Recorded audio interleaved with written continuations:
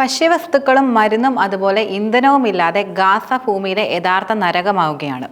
ഈ സാഹചര്യത്തിൽ പാലസ്തീനികൾ താമസിക്കുന്ന കെട്ടിടാവശിഷ്ടങ്ങളിൽ ബോംബ് വർഷിച്ച് ഇസ്രായേൽ വീണ്ടും അവരുടെ ആക്രമണങ്ങൾ വർദ്ധിപ്പിക്കുകയുമാണ്. മാത്രമല്ല, കുടിവെള്ളമോ പോഷകാഹാരമോ ലഭിക്കാതെ ഉമ്മമാരുടെ മുലപ്പാൽ വരെ വറ്റുകയും ചെയ്തു.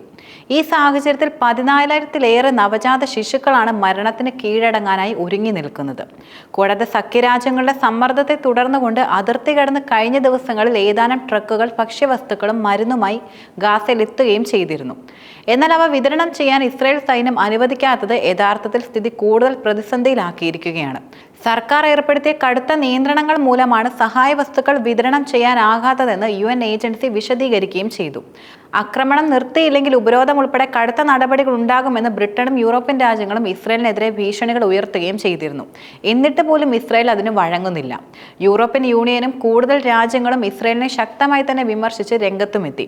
മാത്രമല്ല, കഴിഞ്ഞ ദിവസം നടന്ന ആക്രമണത്തിൽ 82 പാലസ്തീനികൾ കൊല്ലപ്പെടുകയും ചെയ്തു.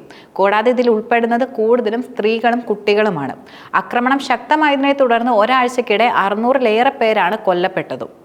അധിനിവേശ വെസ്റ്റ് ബാങ്കിലെ ജെനിൻ അഭയാർത്ഥി ക്യാമ്പ് സന്ദർശിക്കാനെത്തിയ യൂറോപ്യൻ നയതന്ത്ര പ്രതിനിധി സംഘത്തിന് നേരെയും വലിയ രീതിയിലാണ് ഇസ്രായേൽ ആക്രമണം നടത്തിയത്. മാത്രമല്ല, ഗാസയിലുള്ള മുഴുവൻ പാലസ്തീനികളെയും നാടുവിടാൻ നിർബന്ധിക്കുകയാണ് ഇസ്രായേൽ കൂടുതലും ചെയ്യുന്നത്. അതുപോലെ തയ്യാറാകാത്തവരെല്ലാം നിർദ്ദയം കൊന്നൊടുക്കുമെന്ന ഭീഷണിയും ഇസ്രായേൽ മുഴക്കുന്നുണ്ട്. കൂടാതെ വ്യോമാക്രമണത്തിൽ ഗുരുതരമായി പരിക്കേറ്റ് തകർന്ന ആശുപത്രികളിൽ എത്തുന്നവരെ ചികിത്സിക്കാൻ മതിയായ സൗകര്യങ്ങളൊന്നും ഇവിടെ നിലനിൽക്കുന്നില്ല. കൂടാതെ ചികിത്സ കിട്ടാതെ അനേകം പേർ മരിക്കുകയും ചെയ്തു. സയനിസ്റ്റ് സംഘങ്ങൾ ഗാസയിലേക്ക് കടക്കുന്ന ട്രക്കുകൾ തടയുന്നതായും റിപ്പോർട്ടുകൾ നിലനിൽക്കുന്നുണ്ട്.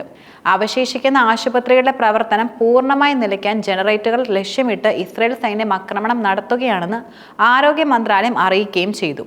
അതുപോലെ മാർച്ച് 2 മുതൽ സമ്പൂർണ്ണ ഉപരോധത്തിലാണ് ഗാസ നിലനിൽക്കുന്നത്.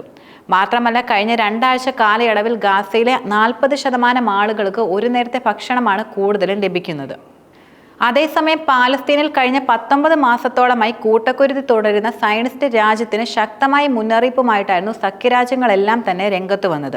ഗാസയിൽ വീണ്ടും സൈനിക ആക്രമണം തുടരാനാണ് പദ്ധതിയെങ്കിൽ ഇസ്രായേലിനെതിരെ കൂടുതൽ ഉപരോധം ഏർപ്പെടുത്തുമെന്നും ബ്രിട്ടനും ഫ്രാൻസും കാനഡയും ഇപ്പോൾ ഭീഷണിപ്പെടുത്തുകയും ചെയ്തു.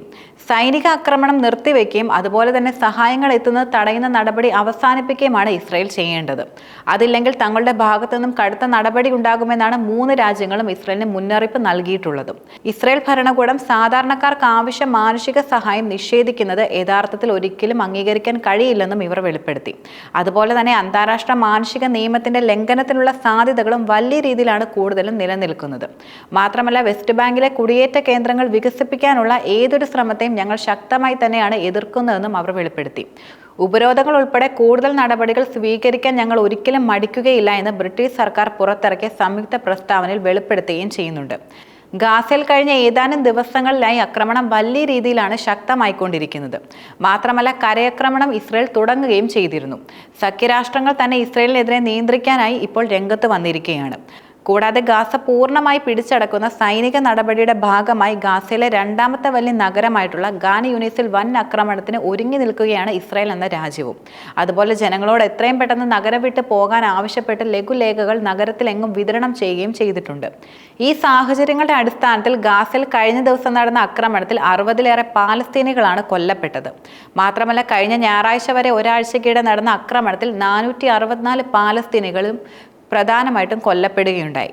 മാത്രമല്ല, വെസ്റ്റ് ബാങ്കിലും ഇസ്രായേൽ അവരുടെ ആക്രമണം വലിയ രീതിയിലാണ് നടത്തിക്കൊണ്ടിരിക്കുന്നത്. കൂടാതെ നിരവധി അഭയാർത്ഥി ക്യാമ്പുകൾക്ക് നേരെയും ഇസ്രായേൽ ആക്രമണം നടത്തുകയുണ്ടായി. മാത്രമല്ല, ഗാസയിലെ പ്രോസ്തറ്റിക് ആശുപത്രിയിൽ ഇസ്രായേൽ ബോംബിട്ടതിനെ ഖത്തർ അപലപിച്ച് രംഗത്ത് വന്നിരുന്നു. പട്ടിണി ശരിക്കും ഇല്ലാതാക്കുവാൻ ആവശ്യമായ അടിസ്ഥാന അളവിലെ ഭക്ഷ്യവസ്തുക്കൾ അനുവദിക്കുന്നുവെന്ന് നെതന്യാഹുവിന്റെ ഓഫീസ് അറിയിക്കുകയും ചെയ്തിരുന്നു. കൂടാതെ 2.5 മാസത്തിലേറെയായി ഇസ്രായേൽ തുടരുന്ന ഉപരോധം മൂലം ഗാസയിലേക്ക് ഭക്ഷ്യവസ്തുക്കളോ മരുന്നോ ഇന്ധനമോ ഒന്നും തന്നെ ലഭിക്കാത്ത അവസ്ഥയും നിലനിൽക്കുകയുണ്ടായി. അവിടെ പട്ടിണിയിൽ നരകിക്കുന്ന കുഞ്ഞുങ്ങളുടെ ചിത്രങ്ങൾ ലോകമാധ്യമങ്ങളിൽ അച്ചടിച്ച് വരികയും ചെയ്തു. ഇതിനെ തുടർന്നുകൊണ്ട് സഖ്യരാജ്യങ്ങൾ ആശങ്ക പ്രകടിപ്പിച്ചതാണ് യഥാർത്ഥത്തിൽ ഉപരോധത്തിൽ നേരിയ ഇളവ് നൽകാൻ നിർബന്ധിച്ചതെന്ന് നെതന്യാഹു വീഡിയോ സന്ദേശത്തിൽ വെളിപ്പെടുത്തി രംഗത്ത് വന്നിരുന്നു. ഇസ്രായേലിന്റെ ലോകത്തിലെ ഏറ്റവും വലിയ സുഹൃത്തുക്കൾ ഗാസയിലെ ജനങ്ങളെ മുഴുവൻ പട്ടിണിയിലാക്കുന്നതിനൊപ്പം തന്നെ നിൽക്കാനാകില്ലെന്നും ഇതിനെ പിന്തുണയ്ക്കാനാകില്ലെന്നും പറഞ്ഞതിനാൽ കൂടിയാണ് ഉപരോധത്തിൽ പ്രധാനമായിട്ടും ഇളവ് നൽകുന്നതെന്ന് നെതന്യാഹു വ്യക്തമാക്കി.